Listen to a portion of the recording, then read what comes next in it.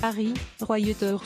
Moins une journée noire est annoncée mardi sur l'ensemble du réseau SNCF pour le début de la mobilisation contre les projets de réforme ferroviaire du gouvernement, rejetés unanimement par les syndicats. L'établissement public a déjà fait état d'un taux de grévistes, calculé sur les déclarations fournies 48 heures à l'avance, de 48% pour l'ensemble du personnel et de 77% pour les seuls conducteurs. Le mouvement se poursuivra mercredi, ces 2 journées marquant le coup d'envoi d'une grève intermittente censée s'étaler sur près de 3 mois, à raison de 2 jours par tranche de 5 à l'appel de 4 des 5 syndicats représentatifs de la SNCF.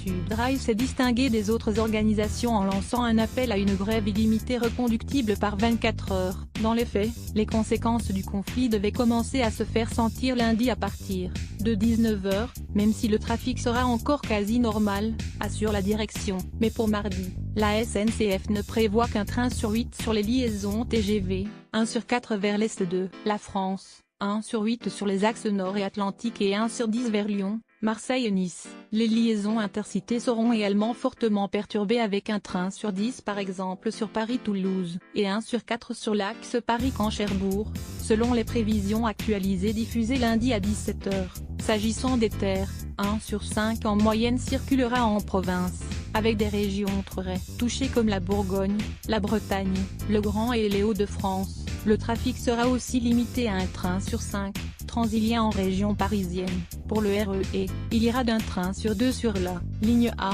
à 1 sur 5 sur la ligne C. À l'international, il sera quasi normal sur les Thalys, Paris-Bruxelles-Amsterdam, et d'un train sur 4 pour l'Eurostar, mais il sera nul vers la Suisse, l'Iria, l'Italie et l'Espagne. La CGT veut faire converger les luttes. Cette grève sera très pénalisante pour nos clients, a déploré le président de SNCF Mobilité, Guillaume Pepy, dans une interview au journal du dimanche, JDD. Elle a été pensée pour avoir un maximum d'impact sur le trafic. Ces modalités vont créer beaucoup de difficultés.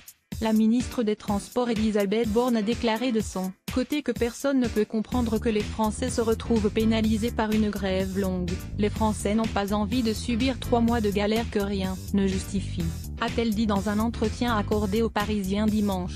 Le mouvement est d'autant plus malvenu, selon elle, que les concertations entamées au début du mois de mars doivent théoriquement se poursuivre jusqu'à la fin d'avril. La ministre des Transports a dévoilé vendredi les premiers résultats de ce processus en précisant les modalités et le calendrier très progressif de l'ouverture à la concurrence du rail, en précisant que les salariés qui passeront d'un opérateur à l'autre et conserveront certains droits. Le bras de fer se cristallise surtout autour du statut des cheminots, que le gouvernement veut supprimer pour les futures embauches. Très offensive, la CGT, en quête d'une convergence des luttes pour faire plier l'exécutif, a appelé aussi à une grève illimitée dans le secteur de la collecte et du traitement des déchets à partir de ce mardi 3 avril. La branche énergie de la Confédération organise aussi une mobilisation qui pourrait passer par des grèves du 3 avril au 28 juin, calquant son calendrier sur celui des syndicats de la SNCF, pour réclamer la fin de la libéralisation du marché de l'électricité et du gaz.